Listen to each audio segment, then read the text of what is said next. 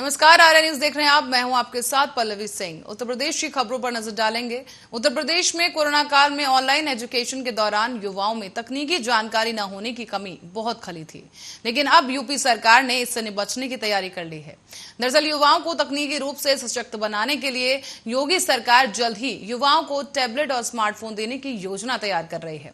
इसके तहत जल्द ही युवाओं के हाथों में करीब 9.74 लाख टैबलेट और स्मार्टफोन दिए जाएंगे। सूचना प्रौद्योगिकी विभाग ने 100 दिन की कार्य योजना में इसे शामिल कर लिया है। देश जब कोरोना महामारी से गुजर रहा था तो उस समय सभी स्कूल और कॉलेजेस बंद कर दिए गए थे। इसके बाद छात्रों के भविष्य को ध्यान में रखते हुए ऑनलाइन क्लासेस शुरू की गई, लेकिन इस दौरान भी कई युवाओं को तकनीकी रूप से जानकारी बहुत कम थी। इसी की वजह से शिक्षा भी प्रभावित रही। लेकिन अब जल्द ही योगी सरकार इस समस्या के समाधान के लिए युवाओं को टैबलेट और स्मार्टफोन देने जा रही है। भाजपा ने अपने संकल्प पत्र में भी तकनीकी रूप से सक्षम बनाने के लिए 2 करोड़ युवाओं को टैबलेट और स्मार्टफोन देने का लक्ष्य रखा था। इसी कड़ी में अब प्रदेश सरकार ने सूचना प्रौद्योगिकी विभाग के अपने 100 दिन की कार्य योजना में युवाओं को 9,74,000 टैबलेट और स्मार्टफोन देने को शामिल किया है। प्रदेश सरकार ने विभाग के अधिकारियों को निर्देश भी दिए कि इसके लिए सभी आवश्यक कार्रवाई जल्द से जल्द पूरी कर ली जाएं और तय समय के भीतर ही युवाओं को टैबलेट और स्मार्टफोन दे दिए जाएंगे। अधिकारियों को निर्देश दिए गए हैं कि प्रत्येक जनपद से टैबलेट और स्मार्टफोन के लिए पात्र लाभार्थियों को चिन्हित किया जाए।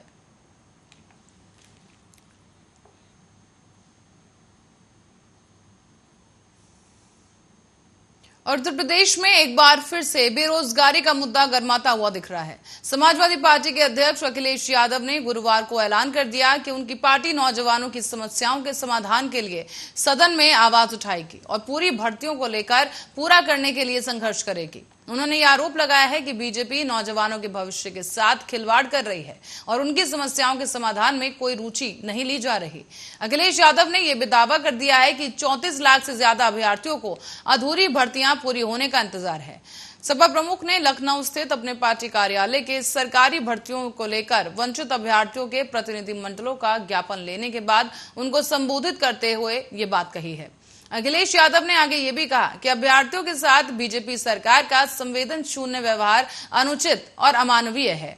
नौजवानों के सब्र की परीक्षा नहीं लेनी चाहिए। सपा मुखिया ने यह भी आरोप लगाया कि बीजेपी सरकार ने अब तक लाखों नौकरियां देने के झूठे विज्ञापन प्रचारित कर नौजवानों को धोखा देने का काम किया।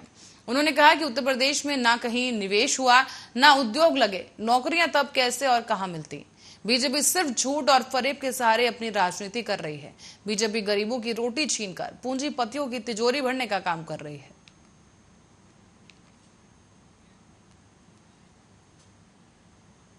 तो वहीं लाउडस्पीकर पर अजान को लेकर छिड़ा घमासान थमने का नाम नहीं ले रहा है। इसी बीच समाजवादी पार्टी सांसद शफीकुर रहमान बर्क ने एक बार फिर से विवादित बयान दिया है। उन्होंने कहा कि लाउडस्पीकर पर अजान से ध्वनि प्रदूषण नहीं होता है। दरअसल महाराष्ट्र नवनिर्माण सेना प्रमुख राज ठाकरे ने सबसे पहले इसको लेकर एक बयान दिया था। उन्होंने कहा था कि मस्जिदों पर लाउडस्पीकर से अजान का विरोध हनुमान चालीसा बजाकर किया जाएगा। राज ठाकरे ने मुंबई में गुड़ी पाड़वा के मौके पर एक रैली को संबोधित करते हुए राज्य सरकार से कहा था कि वो मस्जिदों में अजान के लिए लाउडस्पीकर का इस्तेमाल बंद करवा दे। इसी बीच संभल से समाजवादी पार्टी के सांसद शफीकुर रहमान बर्क ने ये कहा है कि 4 से 5 मिनट चलने वाले नमाज से ध्वनि प्रदूषण कैसे हो सकता है। साथ ही उन्होंने ये भी कहा कि 24 घंटे लाउडस्पीकर पर चलने वाले धार्मिक आयोजन ध्वनि प्रदूषण का कारण है। लाउडस्पीकर पर आजान विवाद को लेकर मशहूर पार्श्व गायिका अनुराधा पौडवाल भी चर्चा में रही थी। दरअसल एक इंटरव्यू में अनुराधा पौडवाल ने कहा कि वो कई देश घूमी हैं। जिस तरह से लाउडस्पीकर पर आजान भारत में होती है उस तरह कहीं उन्होंने होती नहीं देखी। मस्जिदों में लाउडस्पीकर पर आजान होती है, जिसकी वजह से बाकी लोग भी स्पीकर चलाते हैं। मिडिल ईस्ट में तो लाउडस्पीकर पर आजान बैन ही है। उन्होंने ये भी कहा कि हमारे जितने भी जगराते हुए हैं वो बंद हुए हैं। ये हमारी संस्कृति थी ना, लेकिन इसे बंद किया गया क्योंकि 10 बजे के बाद लोगों को तकलीफ होती है। यहाँ पर मुद्दा ये नहीं है कि कौन सा मजहब है, यहाँ तकलीफ लाउडस्पीकर है। वहीं पर अब आजान को लेकर ऐसी कई प्रतिक्रियाएं सामने आ रही हैं। तो वहीं सीतापुर में खैराबाद स्थित बड़ी संगत के महंत बजरंग मुनि दास का एक वीडियो वायरल हुआ है।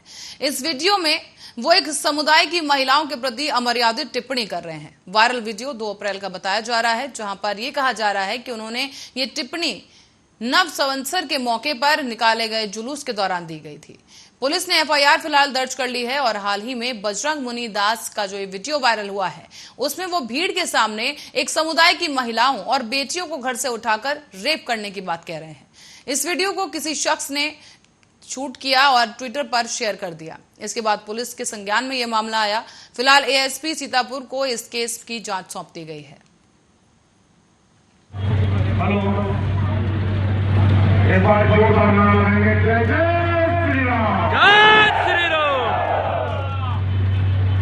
मैं यहाँ कहीं गांव से सुअरों का बाड़ा है, जहाँ उस सुअरों के बाड़े में मेरी हत्या के लिए 28 लाख रुपए सुअरों ने इकट्ठा किया है।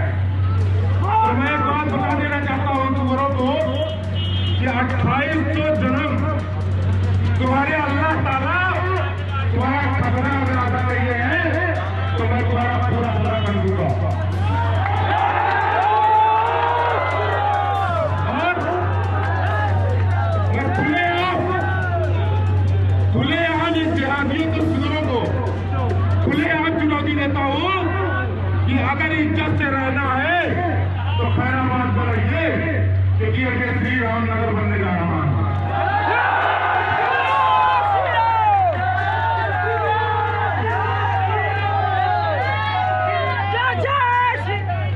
दूसरी बात, जहां जिस सुअर के बारे में मेरी हत्या के लिए 28 लाख रुपए इकट्ठा हुए हैं, तो उस समय उस सुअर के बारे में रहने वाले लोगों को भी बता देना चाहता हूं, ये अल्लाह का नूर नहीं होगा, ये बाबाओं का सुरूर होगा।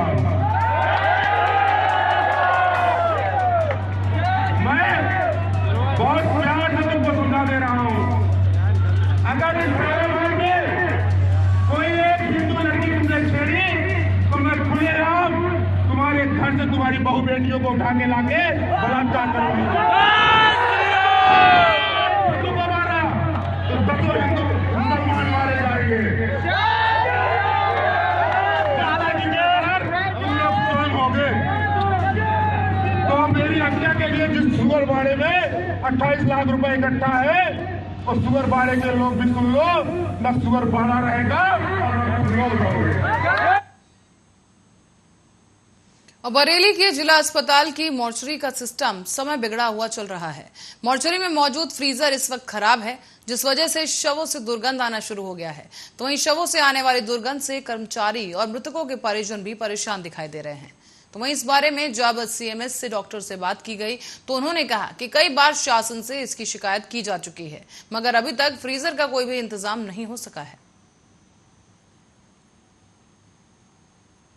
ये काफ़ी दिनों से ख़राब हो गए हैं। एक ही फ्रीजर था, वो काम कर रहा था, मैंने उसको चेक किया था, लेकिन वो भी क्या नाम है कभी मतलब सही हो जाता है कभी, लेकिन इसको पहले भी हम लेटर जा चुके हैं और मैं अपनी तरफ से इनके इंटीमेशन जो है मैं फिर दूंगा मैं इसको, ताकि जल्दी से है और हमारे जो परिजन लेके आते हैं डेड बॉडियों, उनको कोई परेशानी ना हो। ये हम फिर दोबारा से इसको जो है रिमाइंडर दें। और बढ़ेंगे अगली खबर की ओर। बरेली में इज्जत नगर थाना क्षेत्र के लालपुर चौक पर पुलिस पिकेट के 2 जवान रात्रि ड्यूटी पर प्रत्येक दिन तैनात रहते हैं। यहां 5 लोग 2 मोटरसाइकिल से जा रहे थे। ड्यूटी पर तैनात दोनों ही पुलिस कर्मियों ने संदिग्ध होने पर मोटरसाइकिल को रोकने का प्रयास किया। इस दौरान बदमाशों ने पुलिस पर फायरिंग शुरू कर दी, जिससे मौके पर ही तैनात सिपाही श्याम सुंदर के पैर में गोली लग गई है। घायल पुलिसकर्मी को तत्काल अस्पताल में भर्ती करवाया गया और अपराधी मौके से भागने में सफल रहे।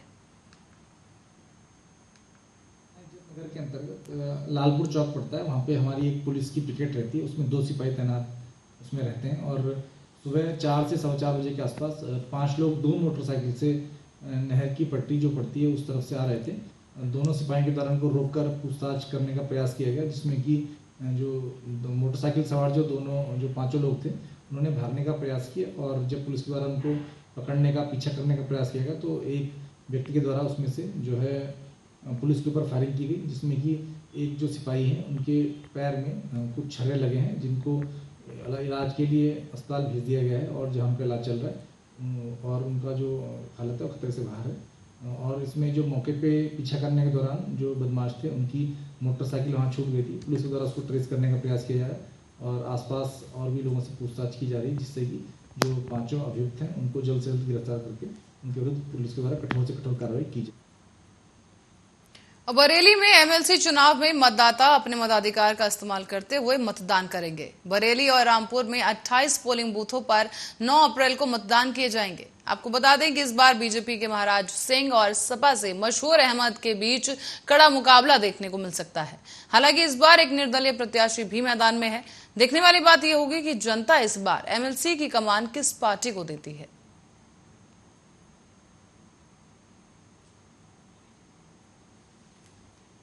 बरेली से एक ऐसा वीडियो सामने आया है जिसमें साफ देखा जा सकता है कि बीच चौराहे पर जिलाधिकारी गेट के सामने 2 महिलाएं एक दूसरे से भिड़ती हुई नजर आ रही हैं।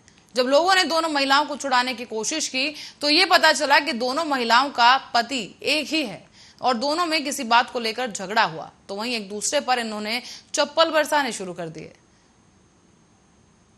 आप देख सकते हैं किस तरह से भीड़ यहां पर इकट्ठी है। दोनों महिलाएं आपस में लड़ रही हैं और पुलिस बीच बचाव करने के लिए कोशिश कर रही है।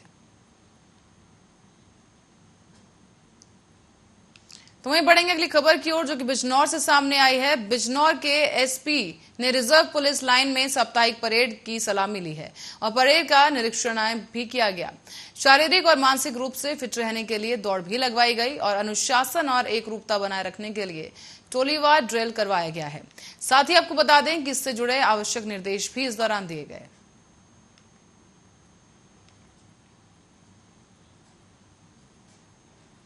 पिछले दिनों नगर विकास मंत्री द्वारा बुलाई गई मीटिंग में यह आदेश पास किया गया था कि प्रतिदिन सुबह 5 बजे से सफाई कर्मचारी सफाई कार्य करेंगे, जिसके बाद अब आगरा से सफाई कर्मचारियों में भारी आक्रोश दिखाई दे रहा है। तो वहीं आज आगरा में सफाई कर्मचारियों ने कलेक्ट्रेट परिसर पहुंचकर जिलाधिकारी को एक ज्ञापन सौंपा है और कहा कि इस आदेश को पूरी तरह से मनमाना और अवैधानिक बताया है और सफाई कर्मचारियों पर जबरन थोपा जा रहा है, जिससे सफाई और वाल्मीकि समाज में भारी आक्रोश देखने को मिल रहा है।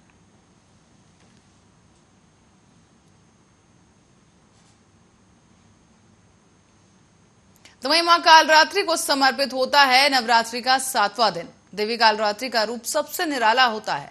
माना यह जाता है कि जितना विकराल मां का रूप होता है उतना ही निर्मल मां का स्वभाव होता है। तो वहीं मां के कई प्रसिद्ध मंदिर भी देश में स्थित हैं, जहां सदियों से कई मान्यताएं प्रसिद्ध हैं और मां अलग अलग कारणों से वहां पूजी जाती हैं। तो चलिए आप भी देखिए।